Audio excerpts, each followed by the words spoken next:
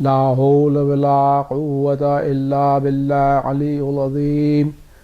اعوذ باللہ من الشیطان اللعین الرجیم. بسم اللہ الرحمن الرحیم.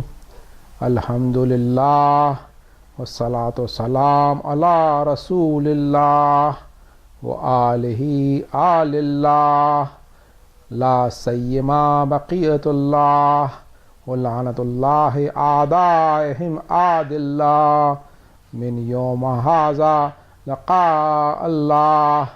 اما بعد فقد قال اللہ فی کتاب حکیم.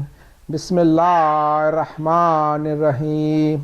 یثبت اللہ الذین آمنوا بالقول الثابت فی الحیاۃ الدنیا وفی الآخرہ ویذل اللہ ظالمین واللہ یفعل ما یشاء. صدق اللہ العظیم. درود پڑھ دیں. اللہم صل علی محمد وآل محمد. میں حضرت مسلم بن عقیل کی شہادت کی تعزیت امام زمان کی خدمت میں اور مومنین کی خدمت میں پیش کرنا چاہتا ہوں.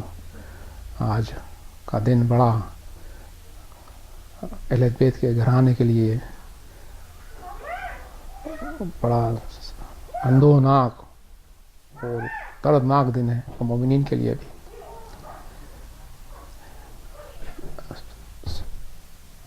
سورہ ابراہیم کی جو میں نے آیت نمبر 27 کا تلاوت کرنے کا شرف جو حاصل کرا اس کا ترجمہ یہ ہے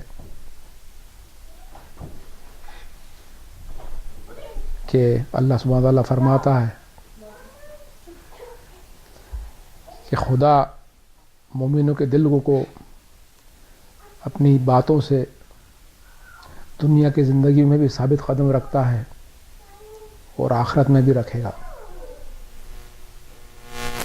یثبت اللہ الذین آمنوا بالقول الثابت فی الحیاۃ الدنیا وفی الآخرہ. خدا اپنی باتوں سے اپنے قولوں سے مومنوں کی دلوں کو اس دنیا میں بھی قائم رکھتا ہے اور آخرت میں بھی رکھے گا.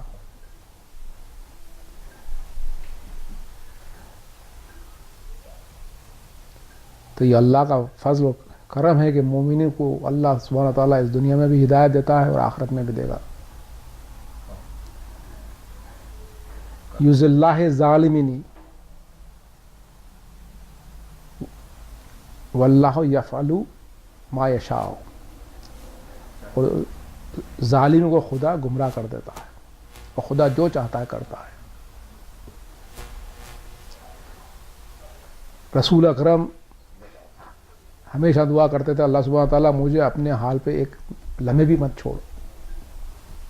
اللہ سبحانہ تعالیٰ کی ذات والا کی مدد اور نصرت مومنوں کو نہیں رسولوں کو بھی اور پنجتن کو بھی اور سبھی کو پڑتی ہے. عبدگی کا یہ حق ہے کہ وہ اپنے پروردگار سے مدد مانگے اور پروردگار پہ پورا توکل کرے. اللہ سبحانہ تعالیٰ نے 27 آیت میں جو شان سے بیان کرا ہے کہ میں ہی ہوں جو مومنوں کے قلبوں کو میں قائم رکھتا ہوں تاکہ وہ دنیا میں گمراہ نہ ہو. آپ دیکھ لیں مومنین کو یہ زندگی دیکھیں اور رسول اکرم کی زندگی دیکھیں, ائمہ طاہرین کی زندگی دیکھیں, ان کے قلبوں کو جو اللہ نے قائم رکھا کہ اللہ کے جلال و عظمت سے قائم رہے, اور ان کی زندگی کو جو اللہ لے کے چلا, اس کی مثال ہے ان آیتوں کی. اور ہمارا توکل اللہ یہی ہے کہ ہم کو اس بات کا یقین ہو کہ خدا اپنے قول ثابت سے ہم کو قائم رکھے. قول ثابت خدا کا کیا ہے؟ قرآن حکیم ہے, خدا کا اعلان ہے.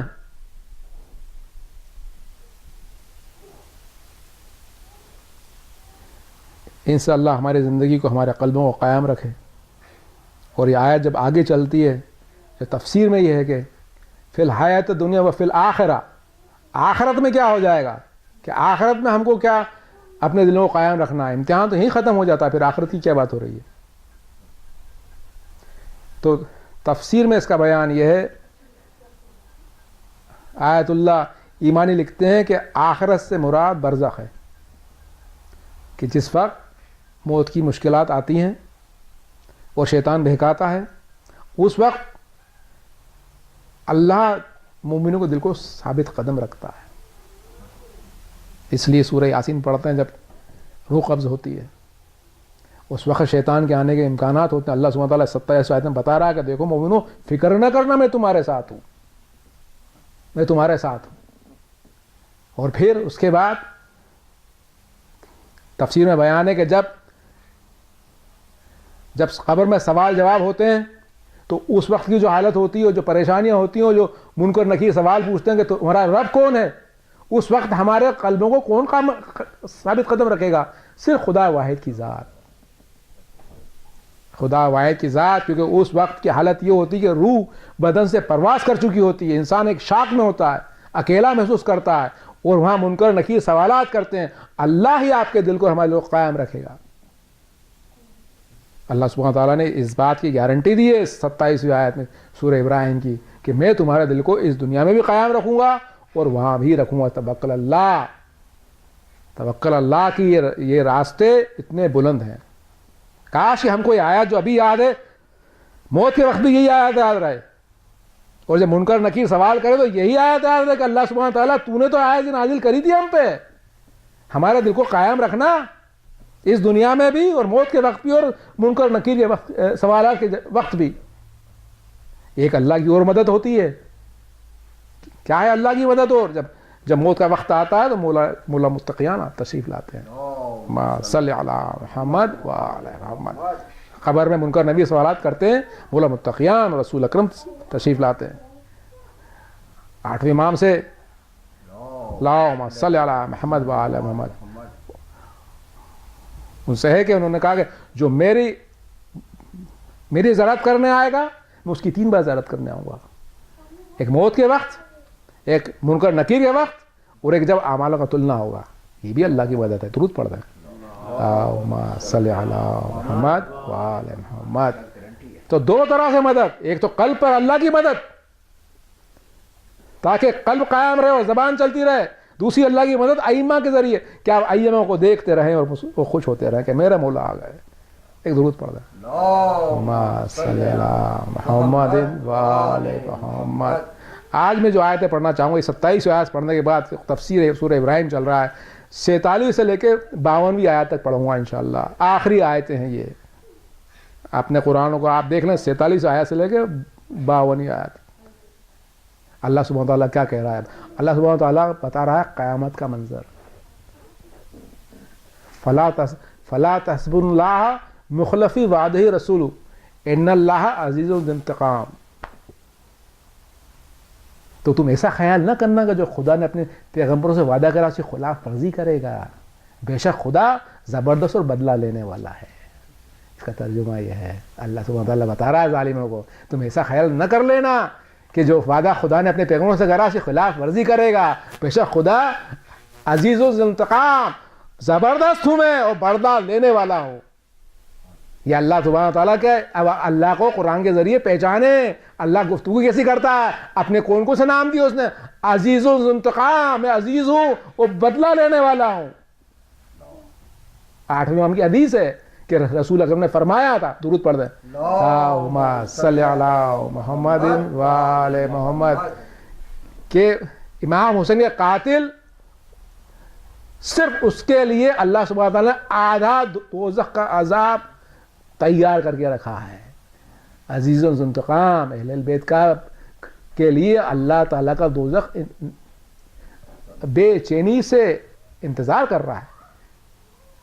حدیث میں ہے کہ یزید کو آگ کی صندوق میں بند کیا جائے گا اور آگ کی اس کو زنجیریں پہنائی جائیں گی اور بیچ جہنم میں لٹکایا جائے گا، اور اس کی بدبو اتنی تیز ہوگی کہ جہنمی پناہ مانگیں گے اللہ کے.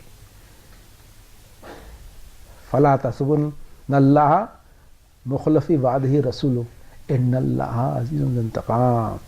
جبکہ اللہ تعالیٰ کہہ رہا کہ جو میں نے رسولوں سے وعدہ کرا تھا تم یہ خیال مت کرنا، ایسا مت کرنا کیا اس کی وعدہ خلاف ہی کرے گا. تو یہ تو حبیب کا بات ہے. جب رسولوں کی بات ہے تو حبیب، اور حبیب کا نواسا امام حسین علیہ السلام، اس کے قاتل کے اللہ کیا انتقام لے گا. اس آیت سے آپ غور فرما لیں. درود پڑھ دیں اللہم صلی علی محمد وآل محمد. کیا اللہ سبحانہ وتعالیٰ قیامت کے بارے میں کہہ رہا ہے؟ یوم تبدل ارض غیر ارضی والسماوات وبرزوا اللہ واحد القہار.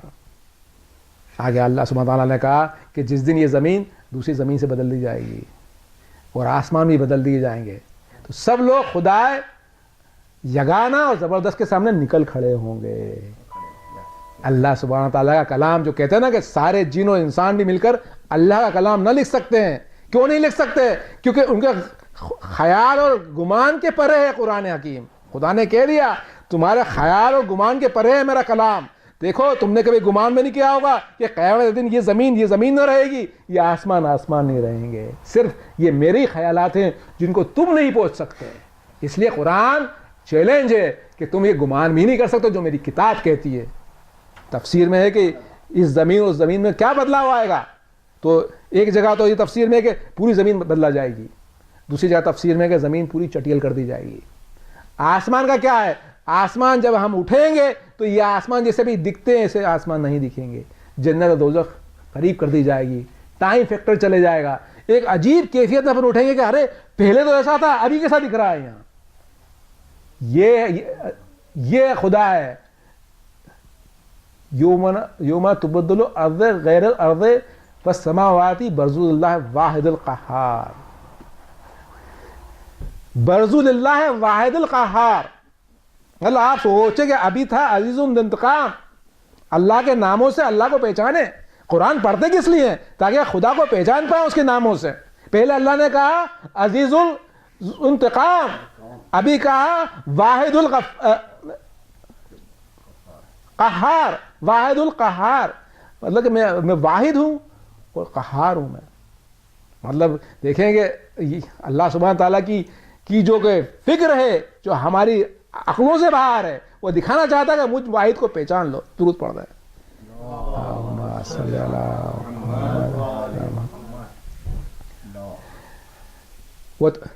وَتَرَى الْمُجْرِمِينَ يَوْمَئِذٍ مُقَرِّنِينَ فِي الْأَصْفَادِ. اس دن تم گناہگاروں کو دیکھو گے، مجرموں کو، کہ زنجیروں سے جکڑے ہوئے پاؤ گے.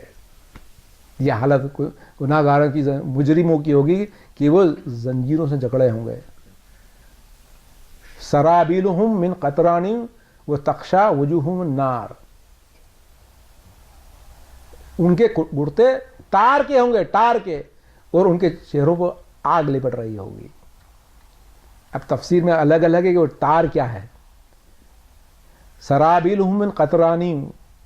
قطران جو کہتے ہیں، قطران جو تفسیر میں لکھا ہے قطران، قطران اس ایک درخت کی چھال، ایک درخت سے ایک چیز بنائی جاتی ہے، اس کو گرم کر کے کہ اس میں سے ایک لکوڈ نکلتا ہے جو کہ کالا سیاہ ہوتا ہے. جو اونٹوں کو چمڑے کی بیماری ہوتی تو اس پہ چپکاتے تھے تاکہ ان کی کھال جل جائے، اونٹوں کی کھال، تاکہ بیماری دور ہو جائے. اللہ سبحانہ تعالیٰ کہتا ہے کہ اس سے کالی بدبو کی چیز اور جلنے والی چیز پائی نہیں جاتی تھی عرب میں. اللہ سبحانہ تعالیٰ کہا کہ میں دوزخ میں وہ کرتے پہناؤں گا تمہیں. سرابیلہم قطران وتخشی وجوہہم النار. ان کے چہرے مطلب ٹار کے انفلیبل کرتوں کے ہوں گے اور ان کے چہروں پہ آگ لپٹ رہی ہوگی. لیجزی اللہ کل نفس ما کسبت ان اللہ سریع الحساب. اللہ کو پہچان لیں آپ. یہ آگے کیا کہہ دیا اللہ نے؟ لیجزی اللہ کل نفس ما کسبت، تاکہ خدا ہر شخص کو جو اس نے کام کیا اس کا بدلہ دے. ان اللہ سریع الحساب، بے شک خدا جلد حساب لینے والا ہے. اب آپ نے نام دیکھے نا، یہ اس طرح اللہ سبحانہ وتعالیٰ ہم قرآن کے تھرو پہچانتے ہیں. عزیز الانتقام، واحد القہار، سریع الحساب، کل نفس ما کسبت. آخری آیت جو آئی ہے، جس کے بعد جو آخری آیت جو آئی ہے، ھذا بلاغ للناس ولینذروا بہ ولیعلموا انما هو الہ واحد ولیذکر اولو الالباب. یہ آخری آیت ہے سورہ ابراہیم کی. جنرلی پہلی اور آخری آیت سوروں کی بہت ہی سگنیفیکنٹ ہوتی ہے. اس کا ترجمہ سنا دیتا ہوں، درود پڑھ دیں آپ. اللہم صلی علی محمد وآل محمد. اس کا ترجمہ سن لیں آپ. یہ قرآن لوگوں کے نام خدا کا پیغام ہے تاکہ اس سے ڈرایا جائے. تاکہ وہ جان لے کہ وہی اکیلا معبود ہے، اور تاکہ اہل عقل نصیحت پکڑے، تاکہ اہل عقل نصیحت پکڑے۔ انما ہوا الہ واحد، انما ہوا الہ واحد، ہوا قل ہو اللہ احد، کہو وہ اللہ ایک ہے۔ انما ہوا، وہ کون؟ وہ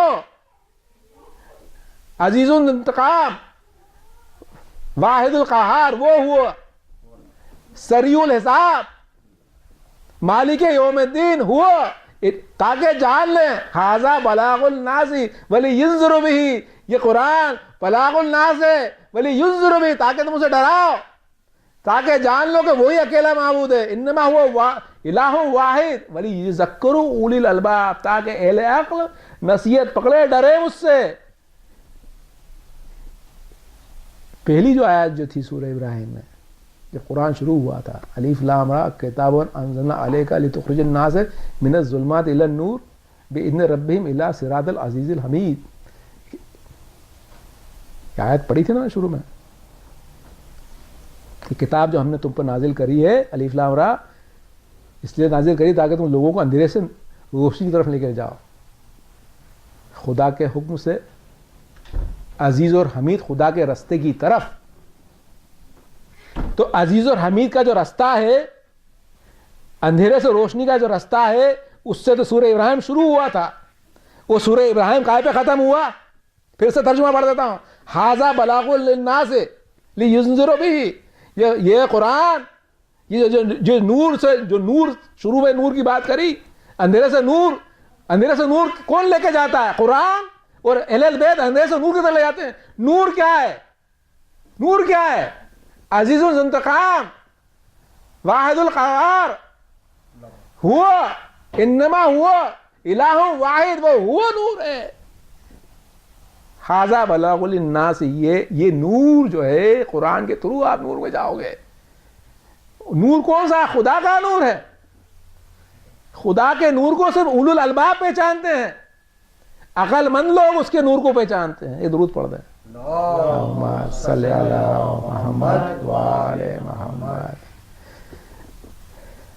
مولا متقیان کا قول درود پڑھے مولا کے نام سے، اللہم صلی علی محمد وآل محمد۔ یہ باہر سے تو آیت سے لگتا ہے ایسا کہ آدمی گھبرا گیا، لیکن اندر سے بات کچھ الگ ہی ہے۔ اب میں رخ چینج کر رہا ہوں اپنی بات کا، بالکل رخ چینج ہو جائے گا۔ مولا متقیان نے کہا کہ سارے علموں کا جو سورس ہے قرآن حکیم ہے، اور ساری خوشیوں کا بھی سورس قرآن حکیم ہے۔ ساری جو خوشیاں جو چھپی ہے قرآن حکیم میں سے، اللہ کہہ تو ایسا رہا ہے کہ یہ ھذا بلاغ للناس لینذر بہ، اوپر سے کہہ رہا ہے اللہ، لیکن در حقیقت اللہ چاہتا ہے کہ الٹیمیٹ خوشی ہم کو دے دے قرآن کے ذریعے، تاکہ اس کا جب نور کی قربت جب ہوگی، اس واحد القہار کے نور کی، وہ ودود بھی ہے، وہ غفور بھی ہے، اور رحیم بھی ہے، جو اس کی قربت ہوگی جلالت کے ساتھ، جو اس میں جو ڈیلائٹ، جو خوشی ہے، وہ اس کی مولا متقیان بات کر رہے تھے کہ سارا سورس اس قرآن میں ہے، خوشیوں کا اور علموں کا۔ اب تھوڑی سی میں حدیثیں عقل کے اوپر بیان بڑھنا چاہتا ہوں، عقل پہ۔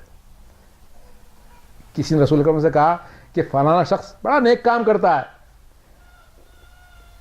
تو رسول اکرم نے کہا کہ اس کے کاموں کو مت دیکھو، بلکہ اس کی عقل کو دیکھو کتنی ہے،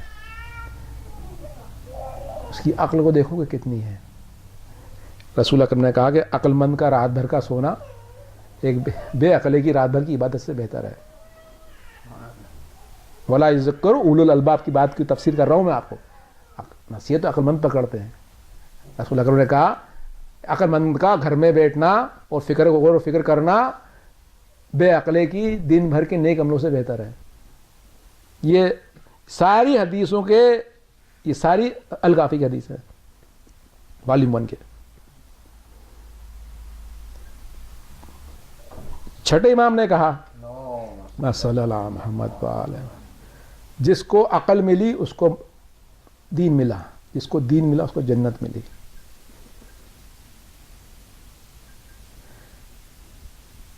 ساتویں امام کی حدیث ہے، عقل کی ہادی غور و فکر، عقل کی ہادی غور و فکر، غور و فکر کی ہادی خاموشی. ولا یذکر اولو الالباب. 5 امام کی حدیث ہے، قیامت کے دن ہر شخص کو اس کی جزا و سزا اس کی عقل کی بنیاد پہ ملے گی. جتنی بڑی عقل اتنے زیادہ اجر. 7 امام کہتے ہیں اپنے صحابی کو، یہ بڑی گہری حدیث، ذرا زور اس پہ غور دیں آپ، یہ بڑی پریکٹیکل حدیث ہے آج کے دور کے لیے. مولانا نے کہا کہ جو انسان دنیا سے رابطہ کاٹ کر خدا کے لیے خاموشی اختیار کر کے جو صبر جو کرتا ہے وہ اس کی عقل کی دلیل ہے. کیونکہ دنیا کی طرف جاتی ہے، اور جو مومن ہوتا ہے وہ اللہ کی طرف جاتا ہے، وہ اللہ میں خوشی ڈھونڈتا ہے. عقل مند تو جب وہ ایسا کرتا ہے تو اللہ اپنے خوف کو اس کے لیے آرام میں بدل دیتا ہے. اب سمجھ میں آیا اللہ کا خوف، علی حاذا بلاغ الناس ولی ینذر بہی، یہ تو اللہ سے خوف کرو ہے نا، ابھی آیت سنی تھی نا. لیکن 7 امام نے کہا کہ اس مومن کا خوف خدا آرام میں بدل دیتا ہے، اور اس کی تنہائی کو، جو اس کی جو تنہائی ہوتی ہے اس کی، جب دنیا کو چھوڑتا ہے خدا میں لگ جاتا ہے تو خدا اس کا مونس بن جاتا ہے. یہ سب کب ہوگا؟ جب صبر کرے گا. صبر کب کرے گا؟ جب امر بالمعروف نہی عن المنکر کرے گا، تواصی بالحق کرے گا تو تواصی بالصبر میں آئے گا. وہ جب تک کہ بندہ تواصی بالحق نہیں کرے گا آج کے زمانے میں، جب دنیا سے کٹے گا نہیں تب تک وہ تواصی بالصبر کی منزل میں نہیں جائے گا. جب تک یہ تواصی بالصبر کی منزل میں نہیں جائے گا وہ ان اسٹیجوں میں گزر ہی نہیں سکتا کہ خدا اس کی تنہائی کا مونس بن جائے. کیوں اب تک تو جو دنیا کے پیچھے جاتا ہے اس کے پاس تنہائی کہاں ہے؟ تنہائی تو صرف مومن کے پاس میں جو تواصی بالحق کر کے صبر کی منزل میں آتا ہے، تب جا کے خدا ملتا ہے.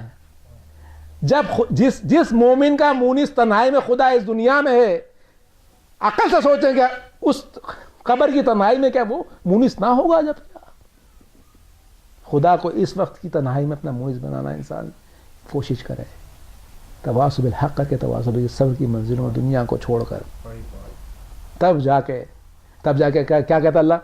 یثبت اللہ الذین آمنوا بالقول ثابت فی الحیات الدنیا وفی الآخرہ. جب صابر کی منزل کیا ہے؟ جب اس کے دل کو اللہ قائم رکھتا ہے، جب اکیلا رہتا ہے تو اللہ قائم رکھتا ہے تو قلب کو، اللہ اس کا مونس بن جاتا ہے، اللہ اس کا مونس بن جاتا ہے. اور پھر وہی مونس قبر کے سوال جواب میں بھی اس کا ساتھ دیتا ہے. ایک درود پڑھتے ہیں، صلی اللہ محمد آل محمد. رسول اکرم کی حدیث ہے کوئی پیغمبر نہیں ہوا جب تک کہ اللہ سبحانہ تعالیٰ نے اس کی عقل کو کامل نہ کر دیا ہو، اور اس کی عقل تمام امت کی عقل سے بڑی تھی. تو عزیزان گرامی اب آپ سوچیں کہ ایک وقت میں تو کئی پیغمبر ہوئے ہیں. آل محمد کی شان یہ ہے کہ پورے روئے زمین پہ ایک وقت میں ایک ہی امام رہا ہے، ایک وقت پر ایک ہی امام رہا ہے. آل محمد کی شان یہ ہے. تو آپ سوچ لیں کہ آل محمد کی عقل کا کیا اندازہ ہوگا، ان کی عقل کا کیا انداز ہوگا جب ان کی ولایت رہی تو روئے زمین پہ کسی اور کی ولایت نہ ہو سکی. ان کی عقل اتنی کامل کہ سوچ سے باہر. اس سیدھے تو کہہ دیا رسول اکرم نے کہ جس شخص نے اپنے زمانے کے امام کو نہ پہچانا گمراہی کی موت مر گیا، جاہلیت کی موت مر گیا. وہ جاہل ترین انسان ہے عقل سے دور جس نے اپنے امام کو نہ پہچانا ہو. آپ سمجھ میں آئی حدیث؟ جاہل ترین ہے کیونکہ اس نے عالم ترین انسان کو نہ پہچان پایا. تو اس سے بڑا جاہل کون ہوگا جس نے عالم ترین انسان کو نہ پہچان پایا. تو عزیزان گرامی آج اپنے مسلم بن عقیل کی شہادت کا بیان کر رہے ہیں. مسلم بن عقیل، آپ سوچیں کہ امام حسین جو کہ کامل ترین اور خدا کی حجت اور وسیع رسول اللہ، جب انہوں نے اپنے سفیر کو بھیجا تو جس سفیر کو چنا ہوگا اس کی عقل کا کیا معیار ہوگا، اس کی عقل کا کیا معیار ہوگا جس کو کہ چنا. اور اس کی عقل کا معیار میں اس طریقے سے بیان کر سکتا ہوں آپ کو کہ وہ بہادر ترین انسان تھے. بہادر انسان کون ہوتا ہے مومنین؟ بہادر وہ ہوتا ہے جو حق کہتا ہے. حق کون کہتا ہے؟ جو عقل مند ہوتا ہے. جو عقل مند ہوتا ہے وہ خدا کو پہچانتا ہے. جو خدا کو پہچانتا ہے تو خدا سے ڈرتا ہے. ولی ینظرون بھی، جو خدا سے ڈرتا ہے، جو خدا سے ڈرتا ہے وہ کسی سے نہیں ڈرتا ہے. اس کی اگر مثال دیکھنا ہو تو مسلم نقیل کی مثال دیکھ لیں، جنہوں نے کر کے دکھایا. کیا بات تھی کہ کوفہ کے لوگ بے عقلے تھے، بے عقلے تھے، دین کو چھوڑے ہوئے تھے، زبانوں پہ دین تھا. بے عقلے اس طریقے سے تھے کہ ایک وقت تھا کہ 25,000 لوگوں نے بیعت کر لی مسلم نقیل کی، لیکن بغیر ان حدیثوں کی روشنی میں، بغیر خاموشی کے، بغیر سوچ کے، بغیر فکر کی، بغیر عقل کی ایمان لائے ہوئے زبانوں کا ایمان تھا. بغیر قرآن کی آیتوں میں غور کرے ہوئے، ثابت قدمی نہیں تھی. تو اللہ سبحانہ تعالیٰ نے کہہ دیا کہ جو آیت ہے کہ یثبت اللہ الذین آمنوا بالقول ثابت فی الحیات الدنیا، اللہ سبحانہ تعالیٰ نے کوفہ کے لوگوں میں یہ معرفت نہ دیکھی تھی تو خدا نے ان کے دلوں کو قائم نہ رکھا. خدا نے ان کے دلوں کو قائم نہ رکھا. جب یہ معلوم پڑا، جب افواہ اڑا دی ابن زیاد نے کہ دیکھو اگر تم نے مسلم بن عقیل کا ساتھ دیا تو یزید کی فوجیں آ رہی ہیں، اور یزید کی فوجیں آ کے تمہارے مردوں کو قتل کر دیں گی اور عورتوں کو کنیزیں بنا دیں گی. تو یہ لوگ ڈر گئے کیونکہ ان کے اندر عقلیں نہیں تھیں. اور ابن زیاد نے اور یزید نے ان کی عقل کو مار دیا. خدا نے قرآن میں فرعون قوم کے لیے کہا ہے کہ فرعون نے اپنی قوم کی عقل مار دی تھی.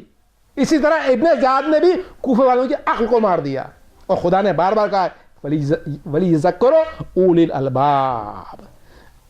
تو عزیزان گرامی، حدیث ہے کہ جب 12ویں آئیں گے، اللہم صلی علی محمد وآل محمد، 5ویں امام کی حدیث ہے 12ویں آئیں گے تو 12ویں اپنا ہاتھ اپنی امت کے سر پر رکھیں گے اور ان کی عقل کو اور ان کی سمجھ کو بڑھا دیں گے تاکہ ایک سمجھ ہو، ایک عقل ہو جائے.